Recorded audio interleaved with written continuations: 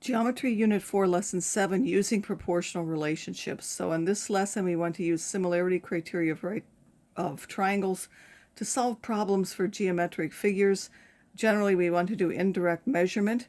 Indirect measurement is when you use properties of similar triangles to measure heights, lengths, or the differences that are too great or difficult for you to measure directly. Could be the height of a tree, could be the distance across a lake. It could be how tall a really tall pole is.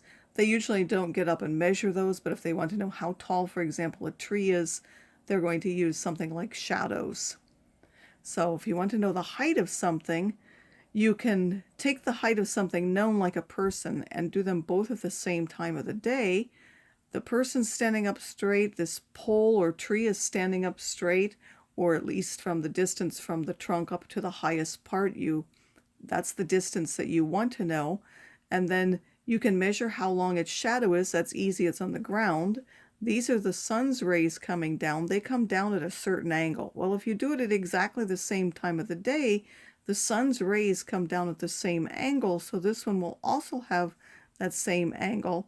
And then by angle, angle, triangle similarity, those two triangles are similar, and therefore the shadows will be in proportion to the heights of the objects. You can also use it for like a distance or a lake of a valley. This is, say, a lake that you want to go around, or it could be the valley of something which you can't easily measure because it's on water. You can't stand in one and just walk across. So instead, you go ahead and put a marker on one side and then look across and find a straight, line that up with like surveyor's equipment or some site and put another marker here.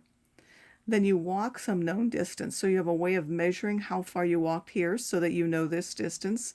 And then you walk another known distance out here. So these two distances will be known.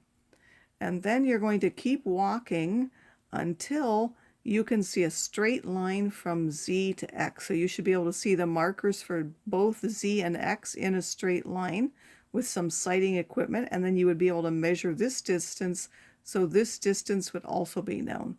So you're going to know this one, and this one, and then these are similar. You've made sure that this is vertical and horizontal or in perpendicular directions when you're walking, and then these are congruent by vertical angle, so this triangle is going to be similar to this one. This side will match this one, and the short one will match this one, so you can set up a ratio to find those.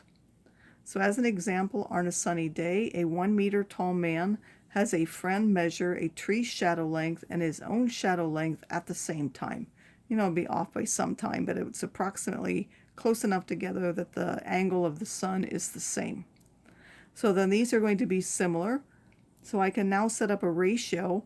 The length of the shadow for the man to his height has to be the same as the length of the shadow of the tree to its height, which I could call h. And then I want to solve that. I can use cross products. 1.6h is 7.2. Divide by 1.6 and I'll get 4.5. So the tree will be 4.5. And these were done in meters, so that will be 1.45 meters tall. A biker wants to find a distance across a canyon. So she's able to get to both sides. Maybe there's a road or something. She puts a marker on this side, and then somehow she puts one here. Then she walks parallel to the canyon, or at least as close as she can, in a horizontal line, and then turns at a right angle. Doesn't have to be horizontal, but it has to be in a straight line fashion. She puts two markers, one at 400 and then another one at another 600. Then she has to walk 327 feet to be able to see both markers are in her sights.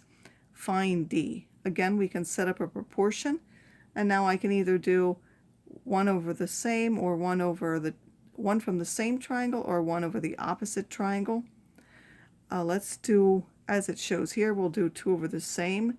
This is the distance across, and then this is we'll call that the horizontal distance. And then this would be the distance across and the horizontal distance, so that would now be 327 over 600. If you can just multiply both sides by 400. So that would be 327 over 600. I'm going to multiply by 400, and that would give 218. So the distance across the canyon would be 218 feet, because these things were measured in feet.